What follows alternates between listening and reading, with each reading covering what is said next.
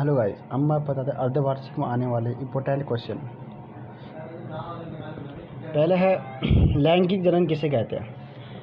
लैंगिक जनन इस क्रिया में जीवधारियों के जनन अंग भाग लेते हैं। इस क्रिया में जीवधारियों के जनन अंग भाग लेते हैं। इस क्रिया में नर तथा मादा जनन अंग आपस में मिलकर युग्मक का निर्माण करते हैं। मतलब नर तथा मादा आपस में मिलकर युग्मक का निर्माण करते हैं, जिसमें आगे चलकर नए जीवों का निर्माण होता है। जो आगे चलकर नए जीवों का निर्माण करता है, यह एक विस्तार, जटिल तथा धीमी प्रक्रिया होती है। ठीक है। अब इनके लैंगिक जनन की दो अवस्थाएं होती है, एक युग्मक जनन और दूसरा होता है निषेचन। अब युग्मक क्या होता है। इस प्रक्रिया में पौधे में नर जनन अंग द्वारा नर युग्मक तथा मादा जनन अंग द्वारा मादा युग्मक का निर्माण होता है। मतलब इसमें जो होता है नर युग्मक और मादा युग्मक का निर्माण होता है। और पौधे के वृद्धि विकास के लिए कोशिका का विभाजन निरंतर चलता रहता है। और पौधे के वृद्धि विकास के लिए कोशिका का विभाजन निरंतर चलता रहता है। युग्मक एक प्रकार के अपठित कोशिका होती है। युग्मक एक प्रकार के अपठित कोशिका होती है। यह विभाजन दो भागों में होता है।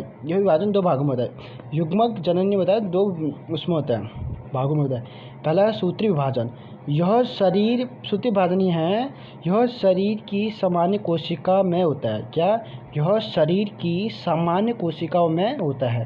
सूत्री विभाजन के फलस्वरूप कोशिका एक से दो कोशिकाओं तक विभाजित होती है। क्या? सूत्री विभाजन के फलस्वरूप जो कोशिका होती है, एक से दो कोशिका में विभाजित होती है। शरीर में होने वाली विकास वृद्धि सूत्री विभाजन द्वारा होती है। जो शरीर में हमारे वृद्धि विकास होती है ना, वो सूत्री विभाजन द्वारा होती है। ठीक है। अब आती है हमें अर्धसूत्री विभाजन।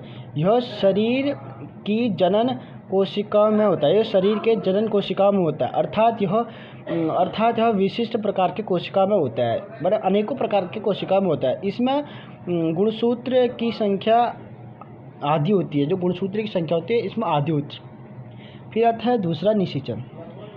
नर तथा मादा युग्मक के संलयन से युग्मक का निर्माण निषेचन कहलाता है।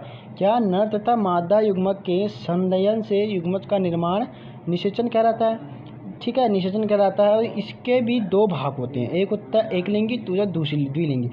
एकलिंगी ऐसे जीव जिनमें नर तथा मादा सदैव अलग अलग होते हैं। ऐसे जीव जिसमें नर तथा मादा सदस्य अलग अलग होते हैं।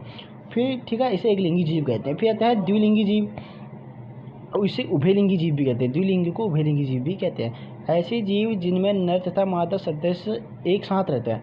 ऐसे जीव जिसमें नर तथा मादा सदस्य एक साथ होते हैं। ठीक।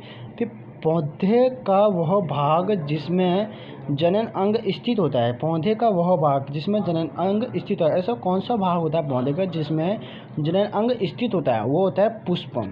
ठीक है, फ्लावर। दोस्तों, यही है अर्धवार्षिक के मोस्ट इम्पोर्टेंट क्वेश्चन।